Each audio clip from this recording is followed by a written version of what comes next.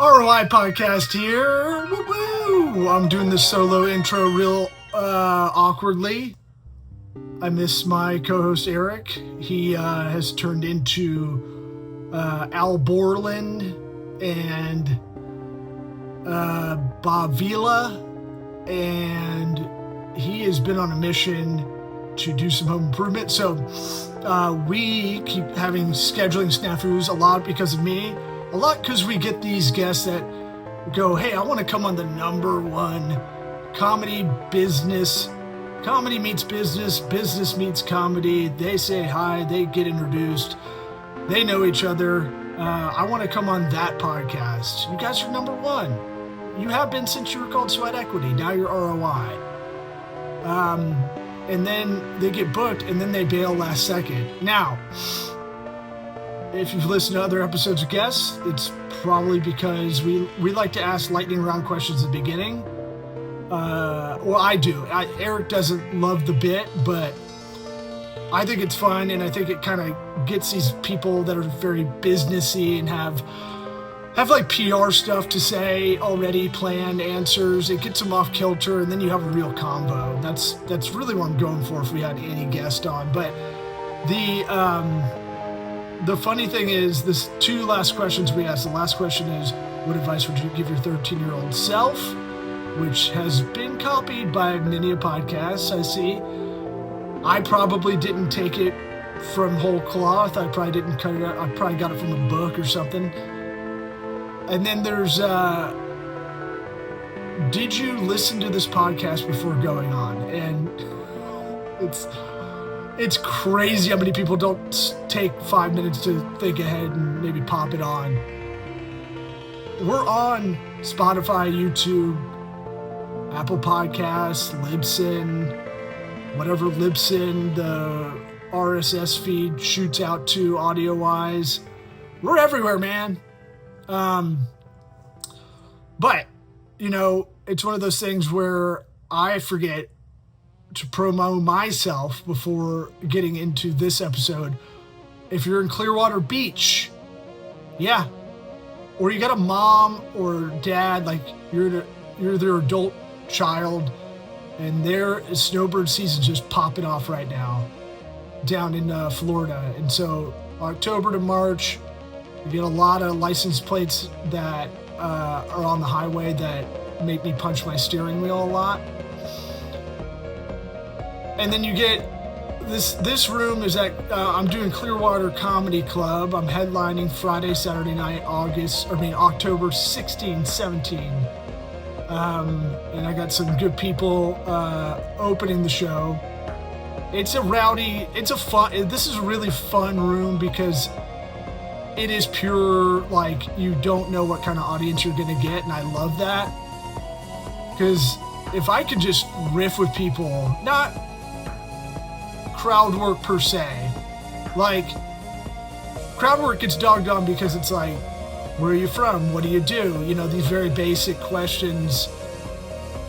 I try to either see what's going on in the room, like, I've had touristy crowds in this club where you're like, hey man, are you on opiates and about to pass out? Like, are you escaping your wife down here and this is a new lady of the night? You're gonna see some stuff like that. Those are the questions I'm asking, if I'm asking any. Or there'll always be a table of younger, let's say under 27-year-olds, so anywhere from 21 to 27. There's usually a table of obliterated high kids at the show that have never seen stand-up in person. Which, by the way, I think of all the things you could see on TV or on your phone or laptop or whatever, or iPad, to seeing it in person, stand-ups, I think, got the biggest wow factor. Because it's good if you watch it on Netflix or whatever, or on YouTube, but it's so much better when you're in the room, because there's just the weird psychological stuff of, I forget people are nervous sometimes just being in the room. I try not to call on anybody unless they're a dick, and then we got to figure that out. But I'm the kind of weird comedian that gets giddy when there's like really bad hecklers trying to talk shit to comics before I get up, because I'm like, ooh, I'm prepared for this. This was my friend group in high school and college. That's all we did. I'm ready for that. I would go to parties and be like, okay, they're gonna make fun of me for going to see a rom-com with this girl instead of watching the game with them. I'm gonna get it. I'm walking into this. I gotta see how I'm gonna do with it. But anyway, headlining out there, and the touristy crowds are enjoyable if you're listening and you're not one of those people. I'm also in St. Pete Beach at Sunshine City Comedy Club in mid-November, headlining out there. Same deal, same owner of the club, cool guy that owns both. They're fun, small rooms, working out newer stuff. You'll see these 29-inch thighs, 33-inch waist, fanny pack, of course. And I think all the comics in this scene in Tampa Bay think I'm just an old, gimmicky piece of shit, gonna be like that ghost comic that's floating around forever. I might. I'm gonna do it for the love of the game no matter what, but I realize you're probably not gonna get famous off this. You know, I'm still waiting for my buddies to get famous, me getting my hopes up riding their coattails, and then not having me open for them. That's going to be a fun day. This podcast episode sponsored by the following, and these are all things I use. Opus Clip, if you've seen any of our shorts, the last, calendar year, we use Opus Clips to throw some clips in there. It's good for your podcast if you need to cut it up. It's good for if you have a business meeting that's shot well, you want to clip that up too for, promo for a different reason, maybe internal stuff, maybe presentations. And it'll also add B-roll into there if you do that level of subscription. So I'm just saying, I love Opus Clip.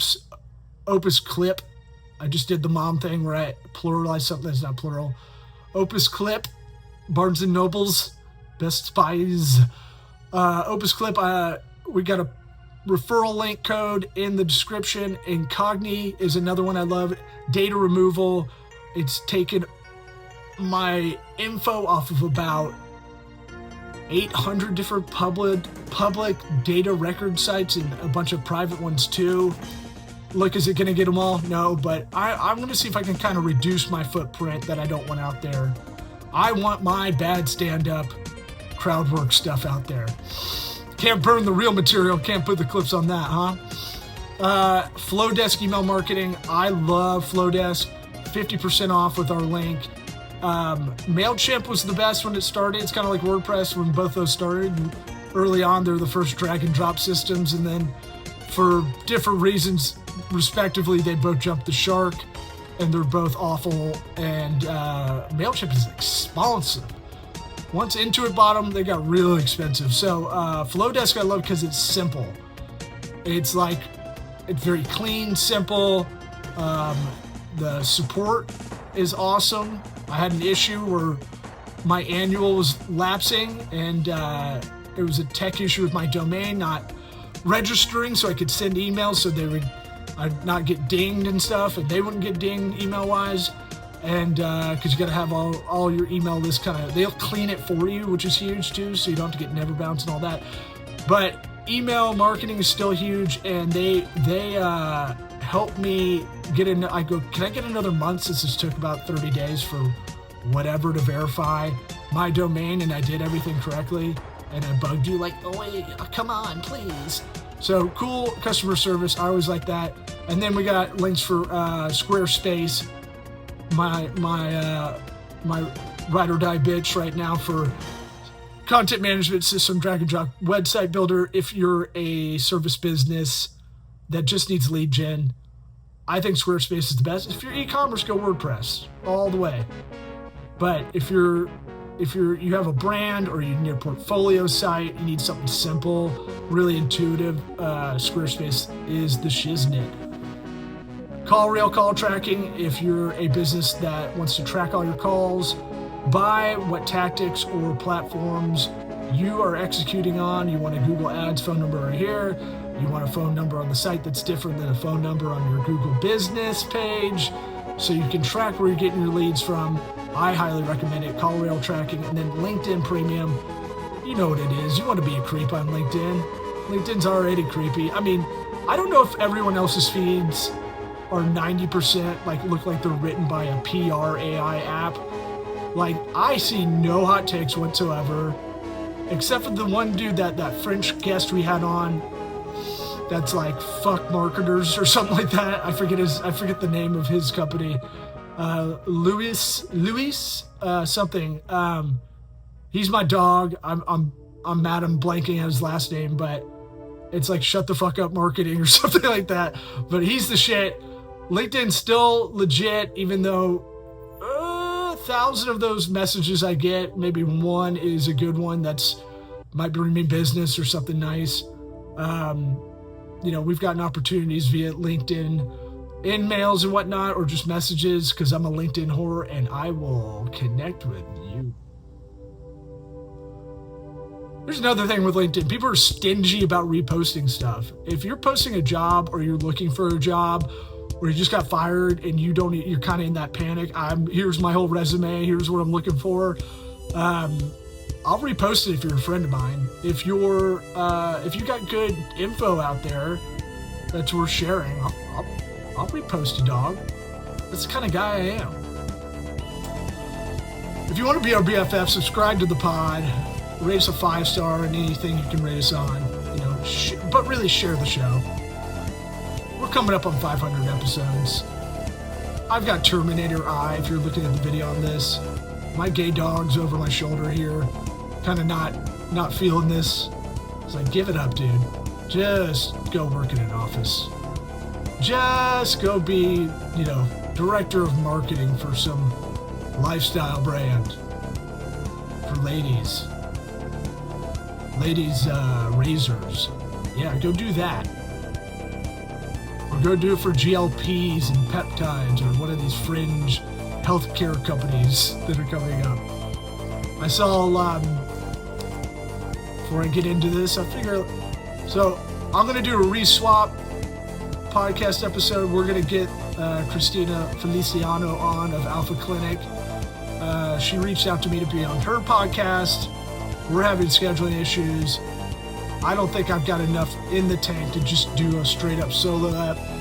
So what I'm going to do is, I got a couple of things I want to bring up that I saw businessy news wise, and then we'll get into her interviewing me on there, which, I mean, I crushed it. I don't want to toot my own horn, but toot.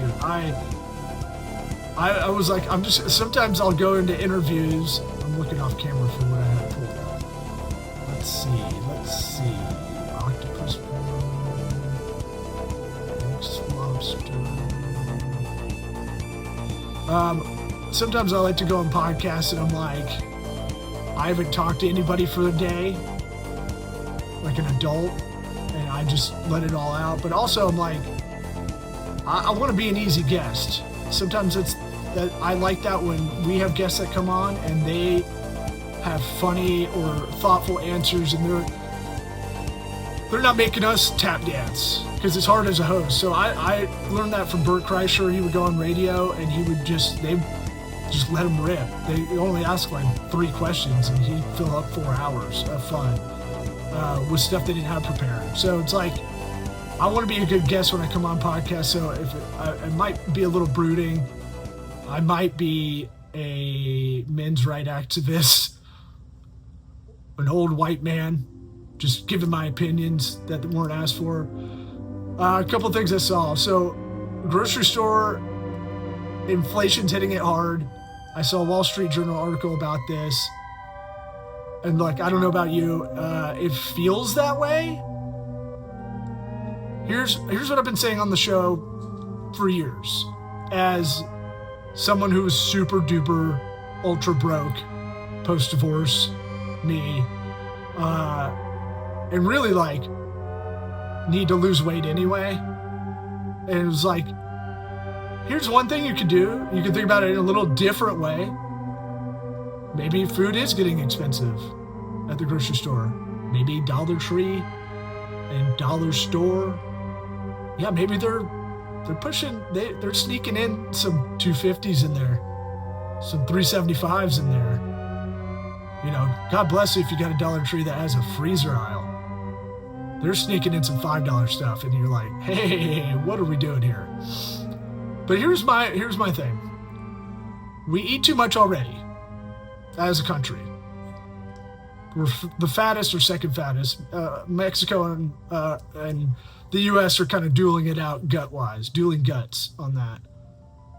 But if you just skipped a meal, because if you're worried about how much you're spending at a grocery store, let's say you just skip breakfast or skip dinner, which I'm trying to do right now, because I wake up starving. I got that ghrelin in my stomach. It's that like gurgle, like when you got an early flight and you're like, I am gonna have sex with an Egg McMuffin right now. I don't even like them ever, but because my sleep's messed up, the ghrelin in you is going. It's that acid that makes you want to have just some nasty fast food in the morning, greasy something. Why not if you just had 2 meals a day? Because look, we're not gonna beat big food. We have our friend of the program, Dean Akers, that says the new smoking is like TikTok and doom scrolling.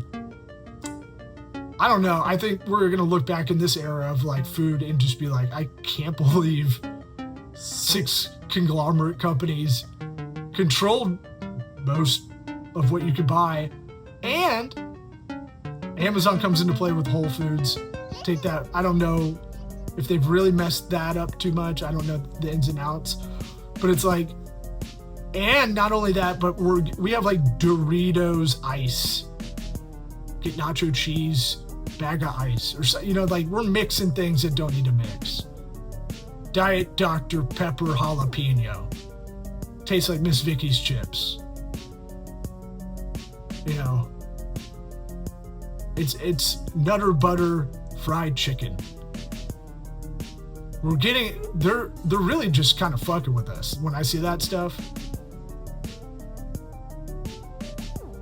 So that's my thing. If you bitch about how much prices are going up at the grocery store, maybe skip a meal, or maybe have a little bit less every meal. Because odds are you're probably overweight. I'm overweight right now. I'm saying that as someone trying to get back down to the size I should be. I was at 223 for a 5'11" dude. And I'm kind of lean from the waist up. I'm like a T-Rex. So it's like my back, hips, I'm bitching about a lot of stuff. I'm gonna go, I'm fat. I need to work. I need to just skip a meal. That'll do a lot of it. Then don't drink. It's gonna be the other part. But, let's start with skip a meal. A lot of Medicare open enrollment begins. Now, I don't love health insurance stuff, but what I will bring up on another episode when I'm with Coach Red, my co-host, is I had Perplexity AI do a bunch of research for me on alternatives for healthcare. I used to have Sidecar. I pay out of pocket, and that's getting kind of too expensive on the if I look at it annualized out, than just getting the worst, shittiest healthcare. And honestly, I'm 41. There's no excuse to not have something. But I guess the biggest deal is it's going to be a lot better for old boomers that need Medicare. Last thing, and this is one of my favorite things to bring up with, I have a lot of gal pals. I'm no fruit fly. I'm straight as it come, bro. But I have a lot of female friends. I grew up with 2 older sisters, a lot of very strong personality women in my family, older than me too. And so I feel like it's cool that I had that childhood, because I do have female friends that I just want to be friends with, which is a lot of guys are like, bullshit. But this study always gets kind of manipulated. I think it's more interesting how people talk about this study when it's updated or historically when they've talked about it. Washington Report, citing Census Bureau data, full-time female workers made just under 81 cents for every dollar a man earned in 2024. It's a drop from 83 cents in 2023 and 84 cents in 2022. Now, I thought this was, we are all kind of agreed this was kind of like, well, it's not like it's the 60s, that's why. There's more, so I didn't even look up any info to kind of argue this, but as I recall, back in the day when I did look it up, it's like a Freakonomics or Malcolm Gladwell book or Michael Lewis.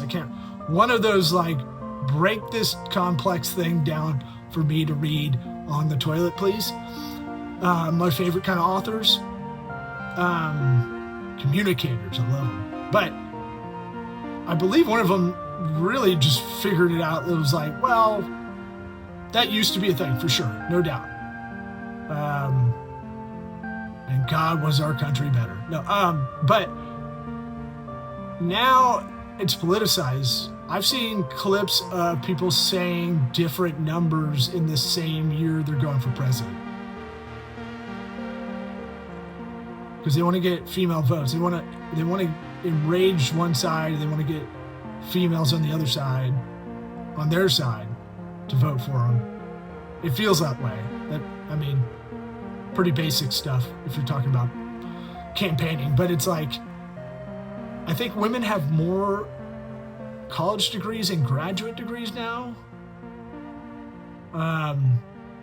It's like, 52, 53% versus men.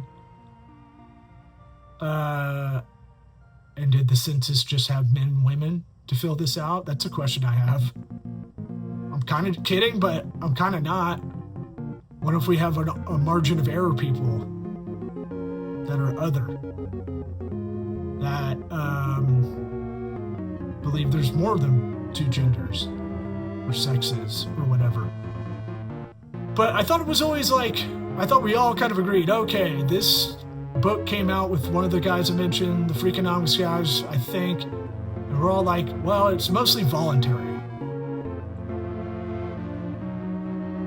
Women are better people in the sense they want to take care of other people. Men, we do dangerous jobs, and Frank can go to hell for all I care. He just works with me. But it's one of those things where women take on a lot more social kind of roles that benefit other people directly. Teachers, nurses. Nurses still, look, there's a lot of bitchy nurses, but god damn, that always feels like the hardest job, most hardest working, underpaid to me. But I feel like there's a lot more that are caretaker generally, and then like you got finance bros that are like, they'll do coke with their buddies in the stall, but when it comes down to it, they don't give a shit about Frank in his fucking stupid pinstripe suit. I think the number when they really took all that stuff out was like closer like around a year. It was almost like even if you took it, because women also voluntarily bow out, they have kids. This is controversial, I guess, but also census data. I've heard for stuff like this, what are they? Washington Post, I feel like they're just trying to start some shit. Here's what no one's going to go through the Census Bureau and how the data was collected. That's my favorite part too. But Bankrate, which I like as a website for analysis, they're gonna get into it. So maybe I'll follow up on it on the podcast. Okay. Oh whoa! I can't believe I just talked for this long. I feel like Bailey Barr. come to Clearwater Beach, see me headline. Come to St. Pete Beach, see me headline in November.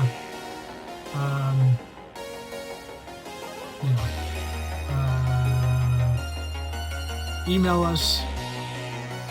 Call my work number if you want to ask a question on the air. That's 813-934-6605. I want to get some voicemails. I've been listening to Stavi's podcast. I'm a Love Line kid growing up, and I always liked that. I really wanted to take the show into people FaceTiming in and asking whatever questions they want. But we never got our shit together. Maybe we will. I think that'd be a fun live thing to do. All right, this is a fun episode with my new friend, Christina Feliciano, out of Jacksonville Alpha Clinic. And I don't know if they took one of the bits out, but they said they were going to cut one part out that I made a joke about being a bad sleeper. I sleep like Aiden Frank. So if that's in there, that's a little nugget for you. Bye. So I'm Christina Feliciano with Feliciano and Friends and your Lawsmith stand-up comedian. And thank you so much. It's cool. Today's our first day ever doing a remote podcast. So I've been anxious about there being like a fail. And our first one wasn't a fail, but sorry about the hiccups at the beginning today. It was probably user error on my part. So No, it's fine. Well, you're laid back, so I appreciate it. So I love stand-up. I'm excited I've tried to get a couple other like local stand-ups or when they've come into town to be on the podcast, and they haven't yet, but I'm really happy you're here. Tell me a little about yourself. What drew you to comedy? So I had a day career and a night career, kind of a Batman life of sorts. It's I have a marketing agency needs kind of small business consultancy firm. Where I help, growth phase for a lot of small businesses. And then at night, been doing stand-up since 2007. When I lived in LA, I started out there. And then, just kind of living that dual life. And then I'm a divorced dad with 2 kids. So I live that DILF life. And okay. The dad bod? No, I have a weird thing. I did my research on you, and I have some questions on what I need to do at 41, but I'll put a pin in you. Help you. Yeah, it seems like you might be able to, because I'm on the cusp of really looking into that stuff. So, yeah, no, for sure. And been doing stand up since 2007. And your original question, I believe, was I'm out of Tampa. If anybody listening, I feel in Tampa. We'll go see you. I'll go visit and we'll come see you. Well, at the very least, if we can't get a show, we'll hug in person. So it's not. Yeah, for sure. My family's wild. It's actually my late husband's family. I called them my family until they act a little bit up, and then I say, actually, they're my children's family. Oh God. Okay. Yeah. That's a connection for sure. That's good. Good on you that you keep that connection. For sure. Yes. Yeah, and so I've been out of Tampa. I lived in LA for about 5 years and then moved back because I saw the forest for the trees. LA was becoming kind of a dumpster fire, and I think I nailed that one. And then my whole family's again. He's always talking about that. Well, I mean, I lived in Marina Del Rey, right under Venice, and Marina Del Rey was nice, and then you go up to the Venice Pier and above, and it was like campers and homeless people, and it was just like, what is zombie land out there? So I walked from my place in Marina to Gold's Gym, the famous Gold's Gym up there. See my boy Lou Ferrigno and give him a little shit. The Incredible Hulk. I know who he is. I don't know him personally, but I know who you're referring to. I'm aging myself. I mean, I'm 41. That's old reference. I'm older than you. Well, I'm 42. You look younger than me, so I will take your advice. All right. And just been doing. I kind of was at that point where I was spinning too many plates, and now I just focus on, work, being a dad, staying healthy, comedy, and the podcast we do. And so I'd be remiss if I don't. I do plugs up front so I can get it out of the way. No, please. Yeah, that's why you're here. Just so you know, like, no, we'll have to do a clip on Instagram of your plugs because no one's really watching my podcast yet. Yeah, but I'll make sure it's all about clips, and that's fine. Yes. If you send me all your Opus clips that it looks like y'all are using, I'll use them as well. But yeah, Lawsmith Works is my personal website. ROIshow.com, like return on investment show. ROIshow.com is a podcast, and my company, if anybody needs small business help, it's solvinghow.com. So Okay.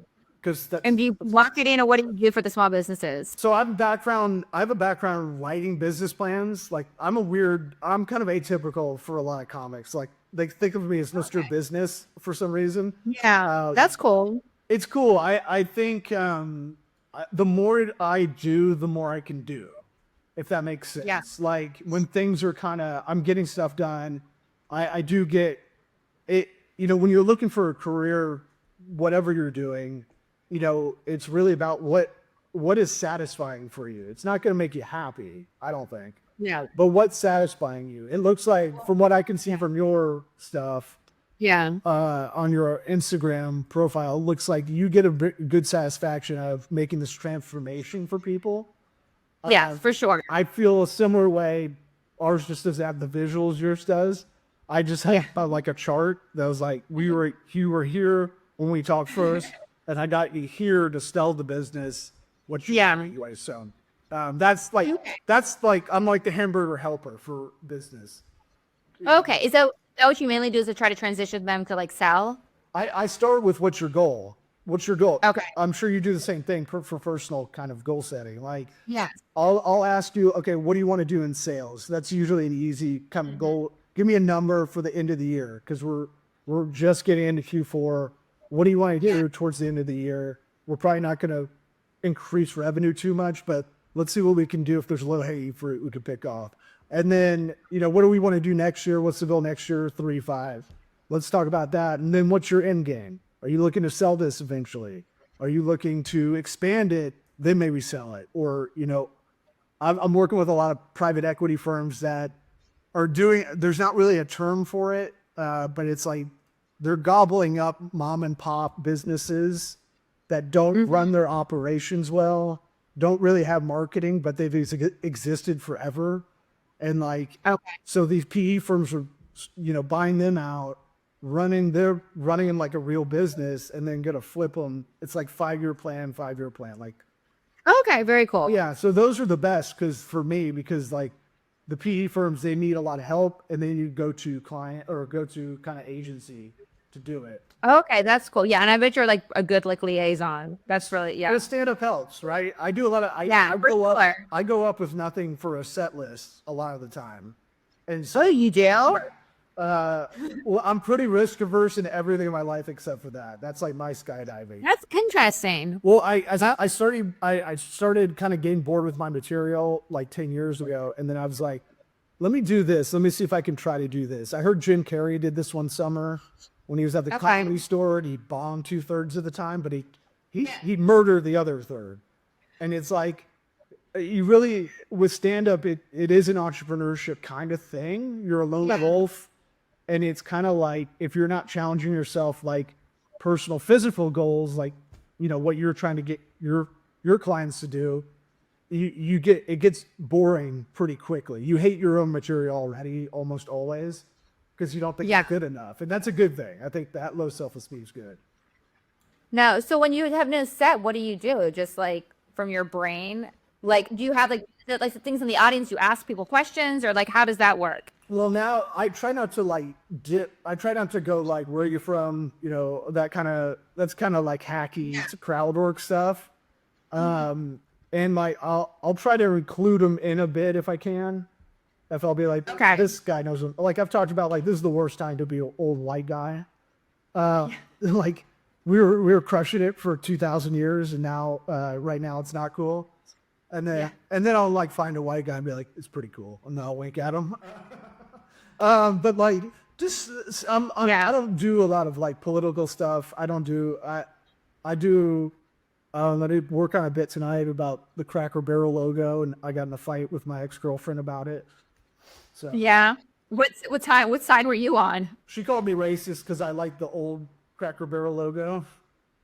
And I go, why am I racist? Look at the logo. It's yellow background. It's black, right?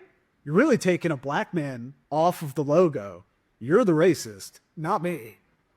You want to take a black man and his barrel off that logo. I want to keep it. So, Yeah. And that was kind of a real conversation we had. So, I'll emphasize ex-girlfriend. So, but no, I talk about, very broad stuff, but I don't know. I'm always like, this is the place we could talk about things you can't talk about in the office or with your family. I'm at a barbecue and I just got a louder voice than everybody because of this microphone. Yeah, no, it's funny because Izzy's she is my office manager at work, and then also she records the podcast, and she was like, she was the other day like, I think if you were more yourself that like you would get more followers, and then she came back like maybe not even 5 minutes later, she said, actually you'd be canceled, don't be yourself. Like, I know authenticity, I think that bleeds through. I think that's what people like in these long phone conversations is like, yeah, I think you should be as genuine. I mean, don't tell. I think you have a lot of like dark humor though, and things that can be like misconstrued. Well, it's intention though. Like there's so many I've whiffed on our podcast that my intention was like, I'm trying to make my co-host laugh, who basically does it at anything I'm saying. So I'll giggle myself a lot of the time, but I think it's like kind of like subconscious and kind of body language and tone. Like if you're playing around, I think people pick up on that. I think we get worried about like, we see people getting canceled or whatever. It's like, you can't cancel me because there's nothing to cancel. I'm an empty bag. You can't do anything. Right. Yeah, I don't care. Right. My friends and family know who I am. You're never going to tell them that. Yeah, I mean, I care because I have a business, but like, I feel like it's my business. I know, I feel like I have to keep a lot inside. I don't know. I want to get so you say you are. I saw parts of your story where I was like, oh, wow, she's talking about getting arrested. That's pretty awesome. Yes. But I think that's just an experience that will people show a lot. That's what people, and people love a redemption story. It sounds like you've had one. No, for sure. I'm like, I still don't have my kids. I'm not all the way there yet. And I still have like, I lost a lot that I've still yet to get back, but I'm on my way there. So for sure. Okay. So let me play it this way. You can tell I'm like a consultant, but let me play it this way with you. You got good dimples. That's number one. So, right. Thank you. Thank you, Mama. You look like AC Slater with the dimples. So, just the peak dimple game. But I would say, part of the long game of people listening, every week or however much you put it out is that transformation. Part of why I loved Mark Maron's podcast was like, when he started it, he was like going to kill himself. And then like, he was just such a good interviewer and comic. And then people gravitated towards the podcast, and he really did some great stuff. That part of the listening week to week was his story of him gaining fame and self-destructive. Because if there's one thing with comics, we're all kind of like a little bit self-destructive, and like we'll get in our own way a lot of the time for no reason. No, for sure. Entrepreneurs are the same way. The biggest hurdle they have is themselves. They don't realize it. Yeah, well, I remember we had gone out. It's Lisa at Comics. It's kind of funny because there's a Comedy Zone here in Jacksonville. I know it. That is exactly. And have you ever been to the Comedy Zone? I think I've done it. I don't know. I've done a lot. It's like everyone always talks shit about what a hole in the wall because it's like but it's great. So I lived in Jacksonville for 17 years. I've gone to the Comedy Zone hundreds of times, but I know like one time at the time he was kind of like a big comedian. He was so funny. So my husband who was alive then, I was like, we have to hang out with him after the show. And we ended up going to Best Bet, which is like in Jacksonville, it's a place where like you can bet on horses, poker room. And he was the most like depressed, unhappy. It was like the worst time. Like my husband was hanging out with like whoever opened for him and they were having a blast. And I spent like hours with this man who was like wanting to kill himself. Yeah, and it was dumber. So I say because we're still like Facebook he'll know if he's listening. If he's so well, he'll know that it was Sam because I said that's bad. we're all kind of feral dogs that are straight. I'm friends with guys I worked with 20 or 15 years ago that we worked once for a weekend and stay in touch. So it's a weird kind of network, but a lot of comics are kind of introverted, and a lot of them had trauma growing up. I'm neither. I'm kind of ambivert. I'm not going to be the life of the party, but if it's a boring dinner party, I might throw out some hypotheticals. Like I'll keep it. I won't throw it out for this show because I don't. But I mean, I don't really. If I'm not saying it, I don't really care. You can say it. Oh well, I have some friends. I like that theory of like, don't be the smartest person in the room kind of thing. So I always try to glom onto my smarter friends that went to Ivy League schools, and when they're in town, they'll do a dinner party or something, and they're really talking about the literature and art and like really not our wheelhouse. So, and so, but it was getting kind of boring. I was just like, I had a couple in me, and you can answer this one. Izzy, you can get involved too if she's listening. No. It's all right. Would you rather have balls for ears, a dick for a nose, or a taint for a chin? Now I got to give some rules here. If you pick balls, they're old man balls. You can't hide them. You can't like tuck them away. They will be shown. You can't. No hair is gonna hide these. If it's a dick for a nose and you're a guy, it's your dick. It's another dick. Works separately from your own. This went on for like 2 hours. Does it still work? Like, can I jerk it off? Will be pleasurable for me? Yeah, but it's out there. You're like Gonzo from Muppet Babies or whatever. And then if you have Peyronie's disease, because I guess his nose is kind of a hook. And then if you're a woman, it's the dick of just the one you've seen the most. I don't know. I had to figure some kind of something to figure this game out. And if it's a taint for chin, people think it's good, but it's gonna be like the fattest, sweatiest like guy in a mascal at a Walmart without air conditioning. It's gonna be his taint, and it's gonna be sweaty at all times. Now this is real like unstoppable force. Her mind is thinking. This is what I'm saying. Like, if I'm at brunch and I have a bunch of silly gays at brunch that are flamboyant and having a great time, I just listen and laugh. I don't need to add in. I don't need to double dutch in this. But if it's a boring dinner, I'm like, I gotta shake things up a bit. So with the balls, I mean, I feel like the balls for your ears would be the best. I mean, I guess the dick, if it was like you could like jerk it off and it was pleasurable. I don't know. Oh, see, you thought this was silly. It's actually a hard one to answer. And I like that I appreciate and I'm grateful you spent time critical thinking about it out loud. Yeah, right, exactly. I go dip for nose, personally. Because sneezing already is awesome. Well, I feel like as a female, if there's like a face card, and Izzy's pretty girl too, so I feel like with the face card, like you have to just the balls for ears is what I'd have to go with. They're old man guys though. You walk at a fast pace. They're a metronome. Can you go over the shoulders? Yeah, she's wanting to know if you can goofy them over the shoulders. We'll allow it. Yeah, but I mean, we're talking that's a lot of length. You could put a gauge in them, I guess. That's Izzy's vote. She said if she can like behind, then that's Akira's vote. She wants balls for ears. There's no right answer, so it's just really a test. They think similarly. I just use my go-to on the dating apps because there's no cool way to like say hi on them. Is I think I have that hypothetical in one of them. That's to kind of weed out anybody who's not down with. I think there's two kinds of people. There's people that think penises are funny, and then there's liars. And they're never not funny. Like, it's never not going to be dick joke. If you're too good for dick jokes, I don't trust you. You know? Like, this thing grows on an adult man when he gets excited like a golden retriever. I'm not. I like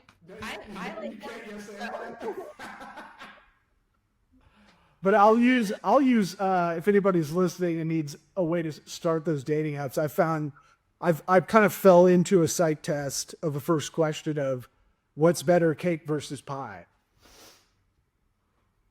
Oh, Instead of saying hi or hey or just like, you know, these like nothing kind of things. And these, I know.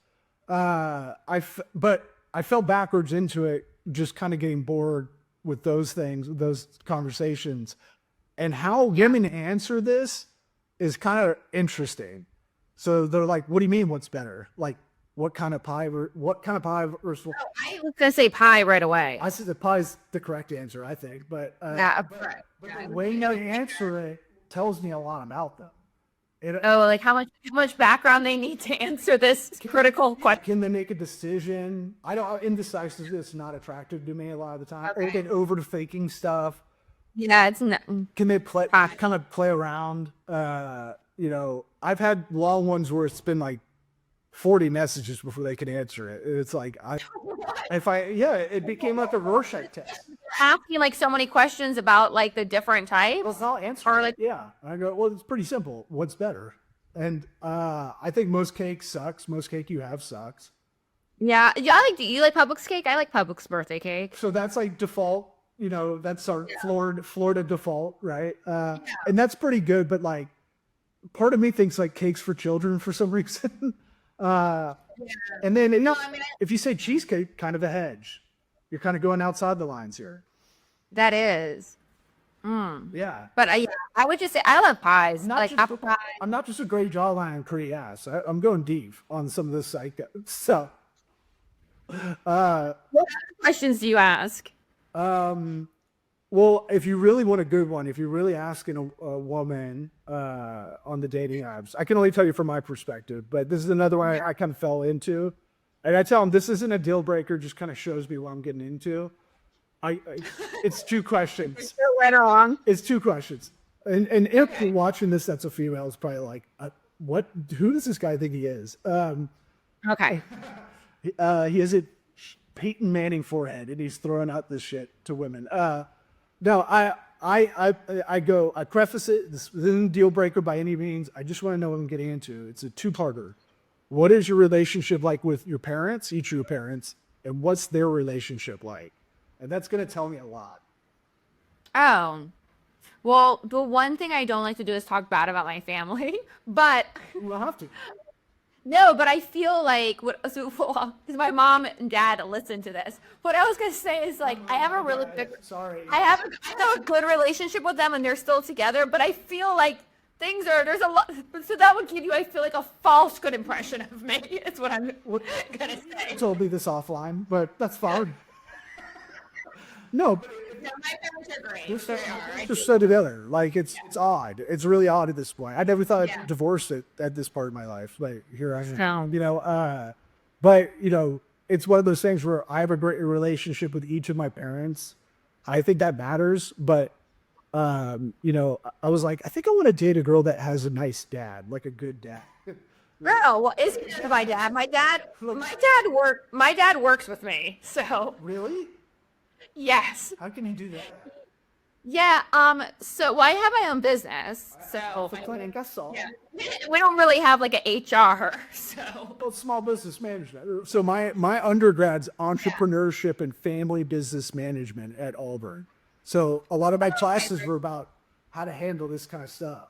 well, the thing is, so I grew up, my parents, our family business was racing horses. So my grandfather and my father owned a big thoroughbred racehorse farm, and they race horses. So they made money by winning horse races. They also made money by breeding the horses and selling the foals. So I grew up with my whole business was my grandfather and father were in business together. And even my so I grew up with business being family. For me, it's not that. It's a tough line. I was talking to someone last night ago, like the third generation, by the time it gets to the third generation, a lot of the time it's hard to carry over. Same with any kind of wealth succession. It usually peters out about third, fourth generation, no matter how rich the main person was, you know, the main moneymaker. But you just have to establish rules just like anything and really stick to it, like boundaries and whatnot. You know, it sounds like if you're doing that data, I don't know if we've done that, but well, you can get, you know, no. get someone like Izzy to come in there as someone not related, I'm guessing, unless she's related.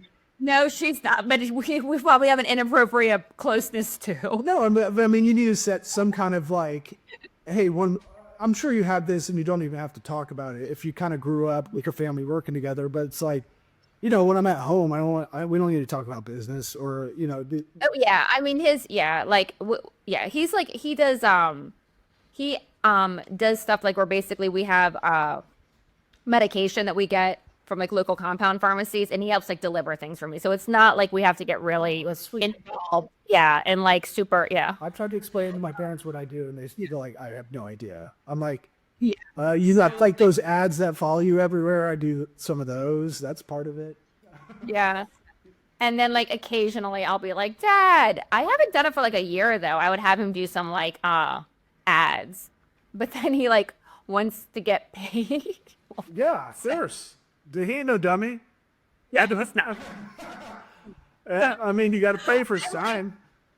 I'm like, other people are doing this because they just want to see me win. They're like, I can help you with that. We can do an off podcast Zoom if you want to walk through that. But that's how I got started in all the digital. No, I was thinking we can do some service training for sure. I'll get you from dad bod to like fitness. Here's my thing. I can get in shape. My dad was a former NFL running back. My whole family's full of jocks. Oh, my whole family's full of jocks. Like, it's crazy. Yeah. And I've just been kind of, it's more of a like, as Ron White says, get a case of the fuckets and just eat. Like, I'll just get high at night to go. I take a little edible for sleepy time. Yeah. You know what's sad? I have a marijuana card and I use it for the purpose I got it for. It's not even for like partying. It's like, yeah, this helps me wind down because I'm not a good faller sleeper. Mm-hmm. And there's no way she slept well. and so I almost got you to laugh. You don't want to laugh at that one, but you know that's right. I'm getting dimples though. That's fine. I'll take it. You can cut any of this out. I don't care. I might cut that part. I mean, it might be too hilarious, so I get it. But it's one of those things where, you know, it's sad when I'm using like Visine, not because I'm high. It's because my eyes are actually just dry from being an older person, you know? And I definitely look at everything like energy. I want to have energy. I just want to have, I can get myself into shape, and I'm in the middle of that right now. Until I really hit a plateau, like really attempting it, I'm not going to get into the TRT, HRT, or whatever. I forget which one's which, but yeah, I mean, I would say we could talk like more off like camera, but I would say that it's not like, it's just getting you to like youthful levels you had in your teens and 20s. Actually, the guy before you, I just had a podcast that was remote too, that was former an NHL guy. He won like a couple of Stanley Cups. He's in his 50s now.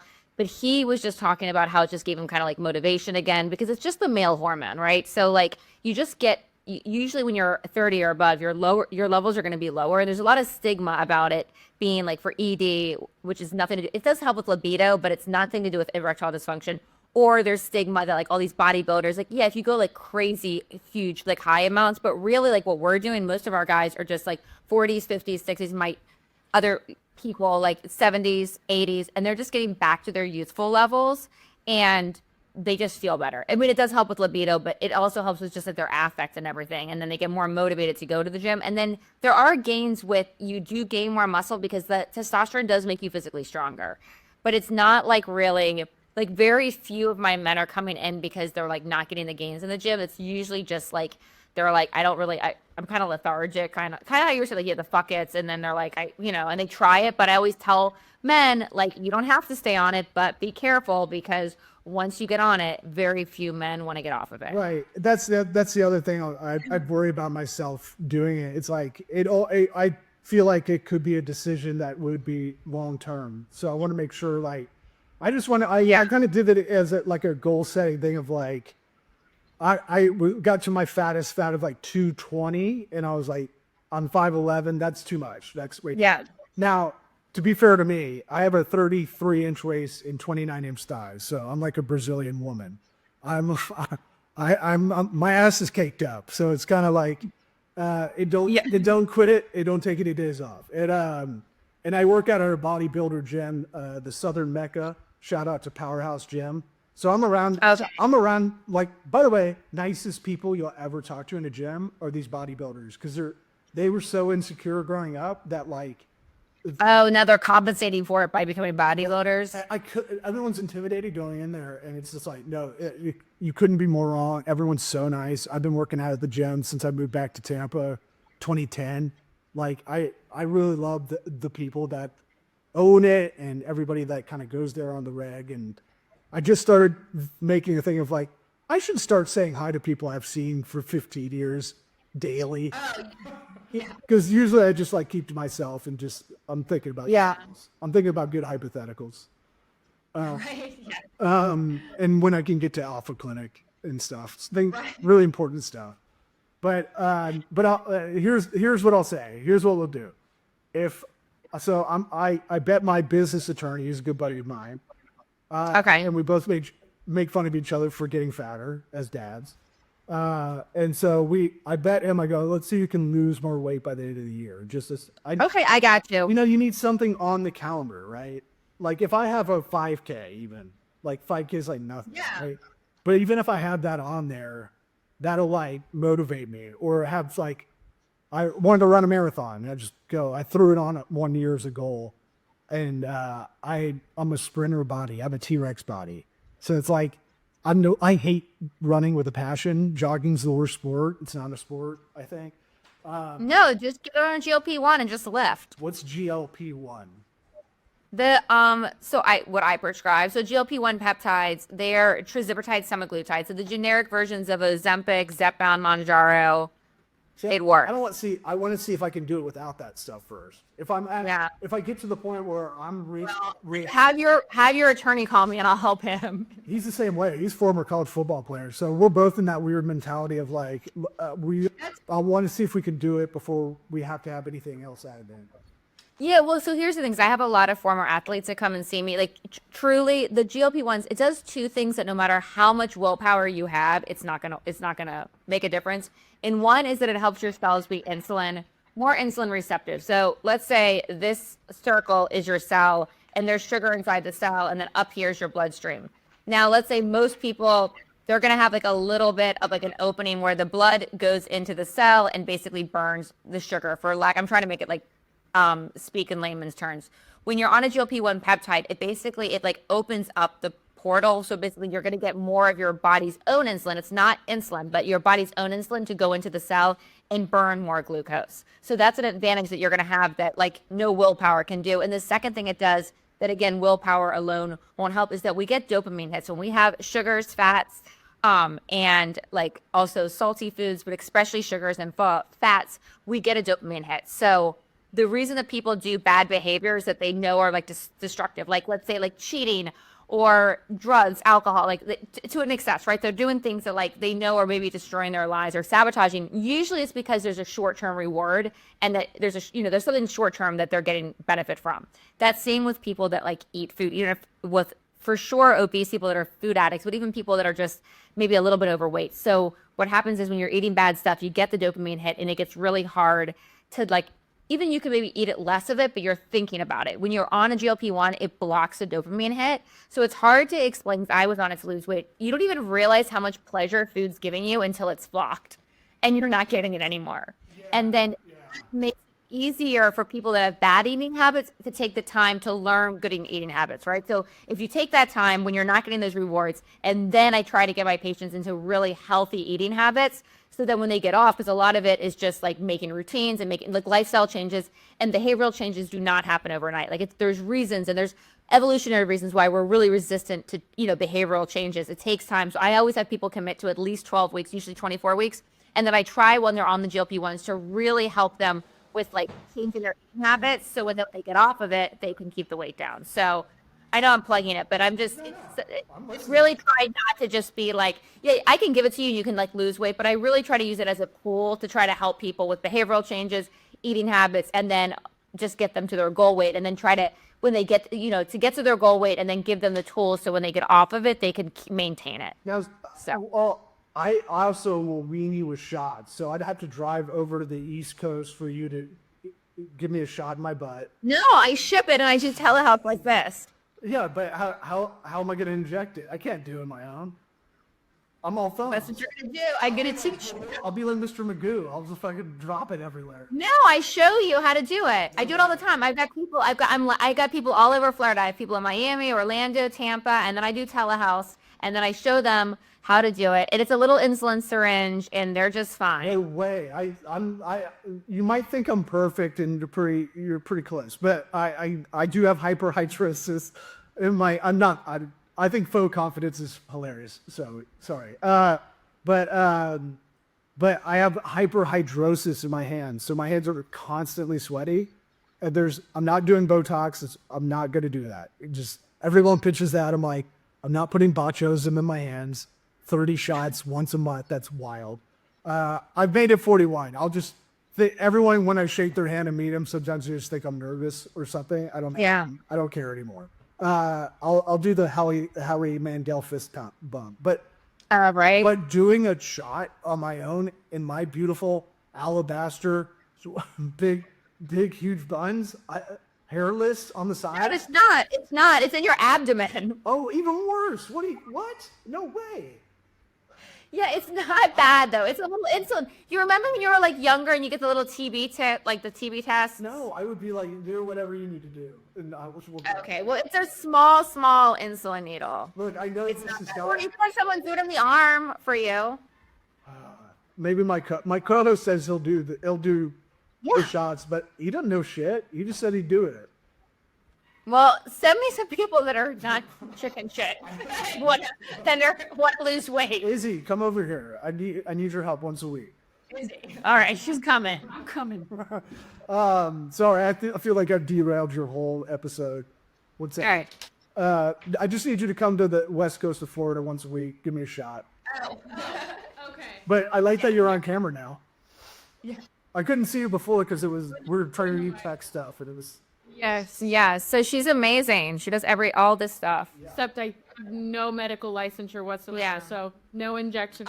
They got her from Mavi. So you don't know Jacksonville, but Mavi's a little restaurant in town. Yeah. And then this girl a couple years ago wanted to get out of the restaurant business. Server to med. Yeah, and then she ended up. How about like a real business thing is really hire on personality, hire on like the ability to figure out. It wasn't that. She pleasantly surprised me. I had somebody else that was working at Mavi that was just like a summer intern. She actually did not think that I was gonna make it that much. Kirsty, I got your back. And the girl Becca, she had her friend from Mavi that was like, oh, she's gonna be great, and then they had a falling out, and she was like, don't hire that bitch. But she's like, I know another girl, and she'll come. So then I get this girl that comes in that says, how old is she? She's 21 now. She's 19 at the time, or 18, and she's like, I worked at Mommy, and I once did something for Mary Kay, and I'm like, fuck it, I just like, you can come, we'll like. It's not gonna. We need a warm body, and then she's absolutely crushed it. Like the sales that we had with her, she's become office manager. She does like incredible work. She had a baby in February. She's only in the office on Mondays, and then she works remote Tuesday through the rest of the week, and she does all the things behind the scenes. We have like 500 up to 1,000 patients. Yeah, but you still hire up personality. Like whether it's a conscious sit down with a clipboard or something, or just that you go, she has grit. That's how it sounds like figuring shit out on your own, being autodidactic. Like she's no, she really is, and she does all the podcast stuff. Like I sometimes think about like if she leaves me, it's not going to be good. And I'm really difficult too. Like Izzy tolerates me, but like everybody, I'm fortunate. I have a lot of really good friends who've been friends with me for years, but like to be a boss to work for me, it's not great. Like there's been like several people, Why do you think that? Well, hiring your friends is tough. Izzy can explain. It's a fun environment, but you gotta have thick skin to make it with our. I would guess, can I take a guess? From the way I know about you, I would say you have a kind of personality that like you hold yourself to a high standard and you expect that out of others. Yes. Yes. Yeah. And yeah, so Gotta fit the bill. Right. There's a couple of great tests you could take, like personality tests for work. One's called the predictive index, and my friend took it and she sent me her thing. That's what she said. Hers, and it was like that makes total sense. Like if someone's 5 minutes late for us meeting for a drink, she's like, "What the hell," like, and because she gets there 15 minutes early, she expects that of other people, but. It's not real life, right? It's it helps your expectations too, as being that like prolific worker that is the manager and boss. It'll help you kind of realize like, oh, a lot of people are not like that. And then there's another one this is the best one. We took it in 2017, and the further we get away from it, the more correct it was. It's called the Asher Strategies questionnaire, and it's mostly related to sales, but what it does is it'll give you a score for every job in like an office, right? So like my highest score was dynamic CEO. It's like I can start businesses, I can grow them, but my corporate CEO score was like 68. It was low. Okay. And then my director of operations score was like 89. And then under that was 88 was director of marketing, which makes sense. Because to me, marketing is way more about process and ops and math now than it is about Mad Men era sitting around with a cigarette ad, like going over to creative. What it does also have is an ego empathy score, right? This is where it's really interesting. This is why my co-host, Eric Redinger, and he worked at my agency for a while, and we worked together on the podcast for it's a long time, 8 years, right? Never been in a fight about anything work-wise. We work together a lot. And it's because we supplement each other in terms of ego empathy, right? So mine was like 80% ego, 80% empathy. It's like, I was happy with that. That's good enough, right? If you have too much empathy, you're going to get bulldozed over, right? If you don't have any empathy, you're a psycho. If you have so much ego, you're kind of going to be a dick. And if you have no ego, you can't push the ball forward, right? So, and then his was like kind of 50-50, like right in the, like they give you like a Y and an X kind of chart. Yeah. And he was like kind of miffed by that. And I was like, no, this is why we work well together. Because I'll get kind of manic and kind of overwhelmed a lot of times. Like I want to get things going. And there's a lot of moving pieces, and sometimes if I get sick for a day, I get out of my routine, and it's a domino effect. And then I'm like, gotta get back on track, where he's steady Eddie, where he doesn't get any of that. He's very just calm all the time. So like it's a good working relationship. So how that works is like, it shows you how your dynamic is with other people too in the workplace. And then and then there's a fun one called an Enneagram. Sorry. There's a fun one called. Yeah. Okay, what are y'all? I don't know. So the other, I actually don't even all my friends know this. So there have been like a millionaire matchmaker here in Ponte Vedra that had reached out to me. So they done it online too, because they need these old men pay, and then they need women that don't pay to be participants, right? So I'm like, that's the man market there. Exactly. So I have like one so like a Miami person I reached out, so I was like, all right, I'll do it. I have never gone out because they've sent me the men, and then it's been no. So the one in Ponte Vedra had me do one, and then I don't even know if I showed you the pictures. Did I show you of him? No. Yeah, I'm not supposed to. It's supposed to be confidential, so I won't. But the Enneagram, I can look up what I was because I just did it. Allegedly, this is what you might have. Find it. Yeah. Yeah. Just getting the legal speak, just in case. What about a thousandaire that has two kids 50% of the time, lives in Tampa, has an S that don't quit, rides a dad wagon 2003, almost as classic, Yukon, 2 car seats in the back, boosters, not car. Yeah. Do you have a Yukon? 03 Yukon. I'm riding that baby so it's done. I have a Yukon too. I love it. It's got 225,000 miles on it. I love it. It's got a tape deck in it. An 8? Tape deck. Tape deck. It's that card gets to no ass. It's the opposite of Cardi B's WAP. It is dat everywhere. It is dry. Sorry, I'm showing into the man they sent me. If he doesn't look like the Dos Equis guy, it's out. It's a no. So no, he but I was my India test results. It says, does this make sense? Type 8, the Challenger 8W7 wing. I don't know them all offhand because there's like you have 9 numbers and then each has a wing to it. Yeah. I think I'm the enthusiast. I think I'm a 7 with a 6 wing. Oh yeah, I'm a 8 with a 7 wing, and That's more like your alpha type. I think like I think I am. which makes sense. I mean, your clinic's called Alpha Cleric. I mean, it's right there.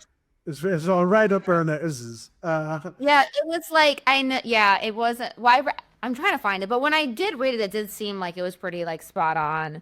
Oh yeah. What's good about those is it is like if you write a script, it's really good for characters and how they interact with each other. That's like a good cheat code.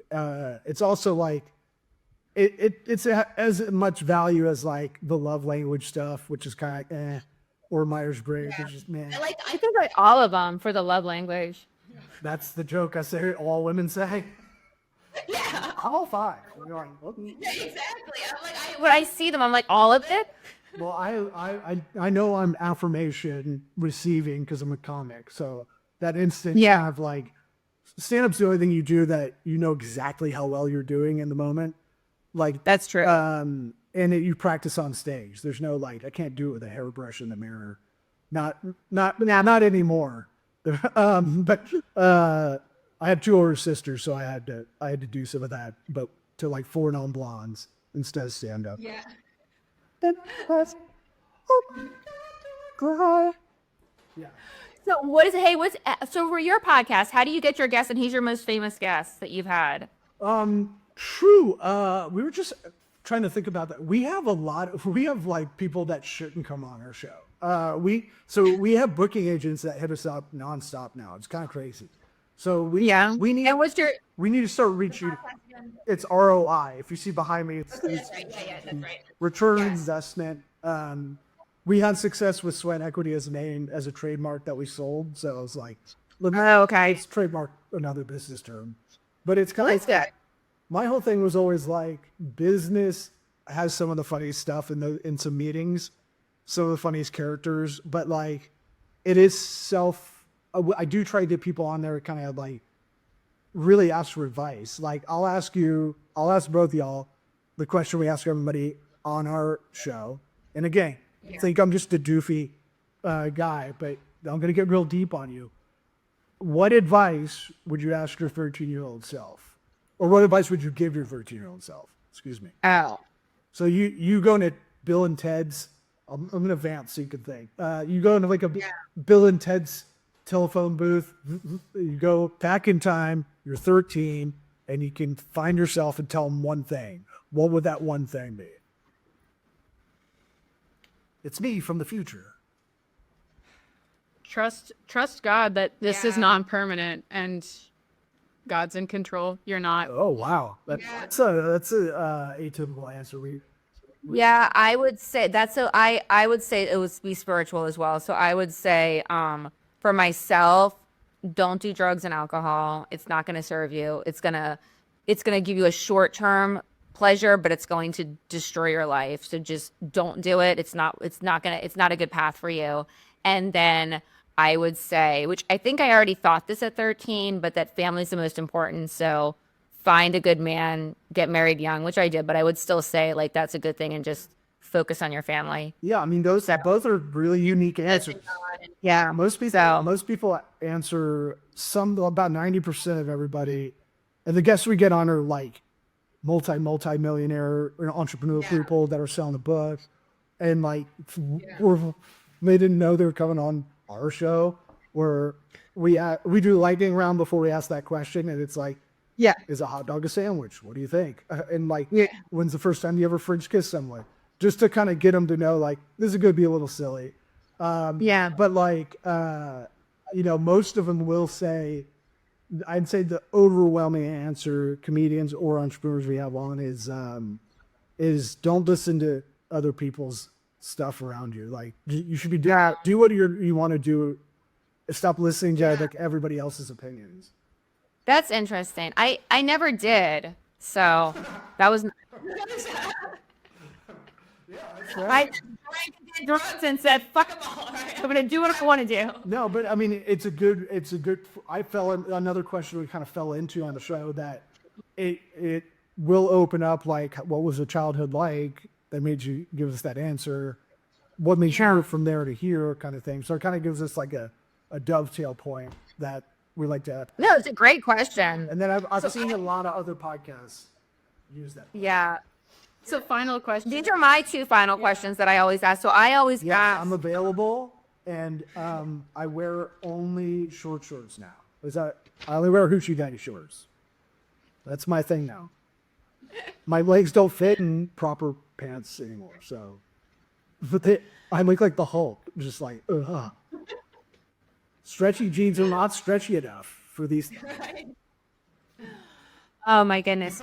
No. The question that I ask everyone is, so I'm like, I think I'm a little funny, but I have like a spiritual side and it's serious side too. And I do believe like there's a lot of suicide, I think, because people don't have a vision. And it talks about in Psalms that a man without a vision perishes. So I always think it's important for men and women to be forward. I mean, we want to live in the moment, but be forward focused, because it's interesting. Chris Rock actually said, and I used to joke with my husband, that everyone's like, life is short, life is short. And they're like, for most people, I mean, my husband's life was short, but for most people, life is long, and the decisions you make now are going to affect you, for years to come. So I always ask, what is your 5-year like vision? Like, where would you like to see her? It's a positive question. It's not like, where would you like to see yourself in 5 years? In a house with my kids is the goal. I'm constantly kind of updating those goals, the long-term ones.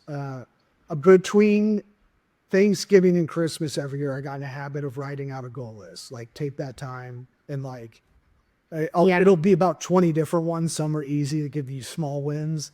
Some are like, hey, maybe like read a book a month. They have to be SMART goals, whatever that acronym is.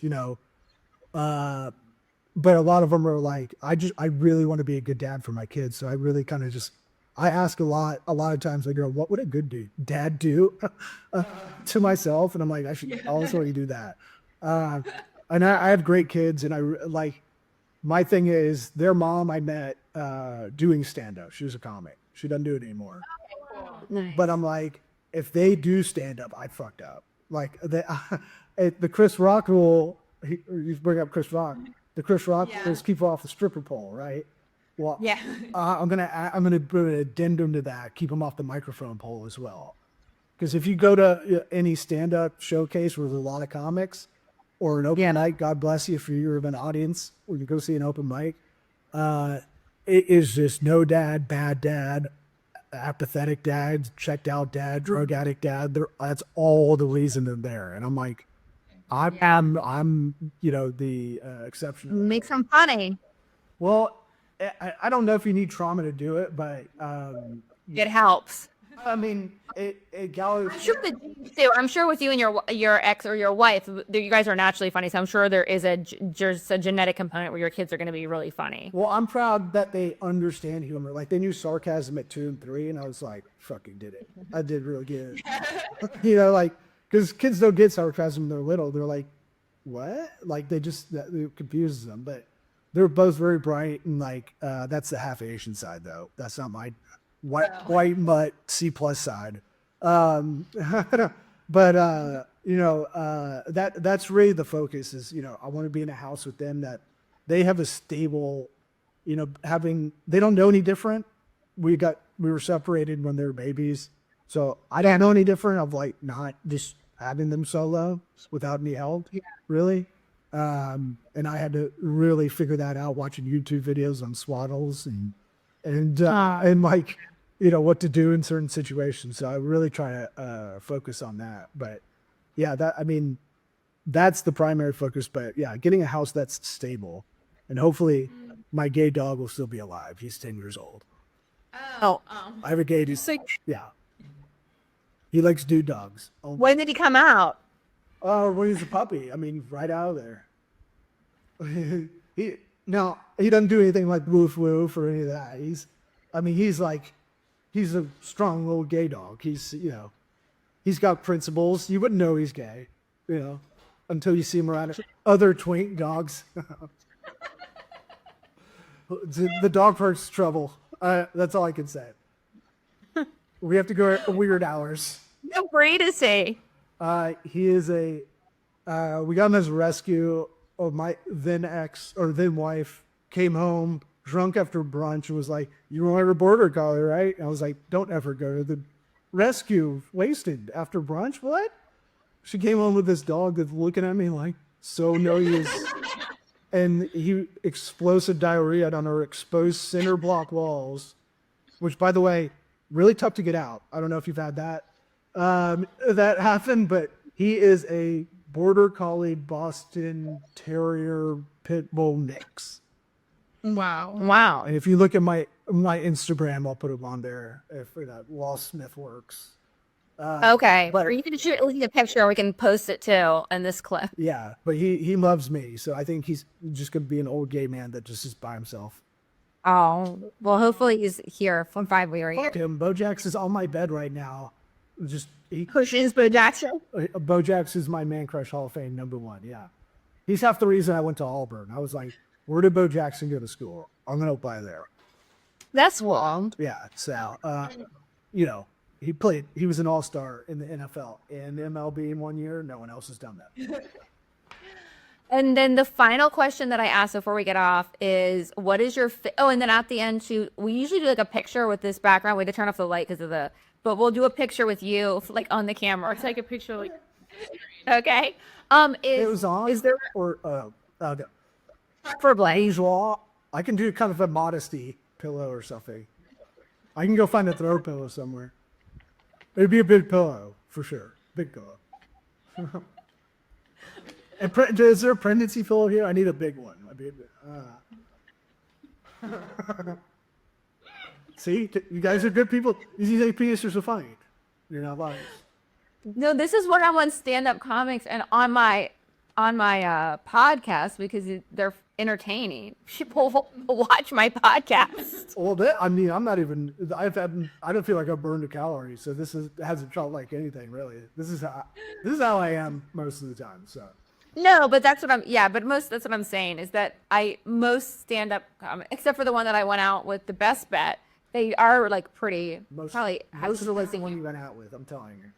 Well, I didn't go. He went out in a group, but he wanted to not live. If it wasn't like most are introverted, a lot are depressed, a lot have had trauma. Like that's why all the comics were like thought I was Mr. Business because I could like casually talk to someone politely, out in public, and they're like, "Oh, I just keep to myself," like.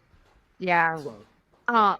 The final question is, what is a quote that you either you live by or that you like, or what's a quote that you want to share with the world? I'll go with Rhodes Scholar DMX. Life's a bitch until you fuck it. No.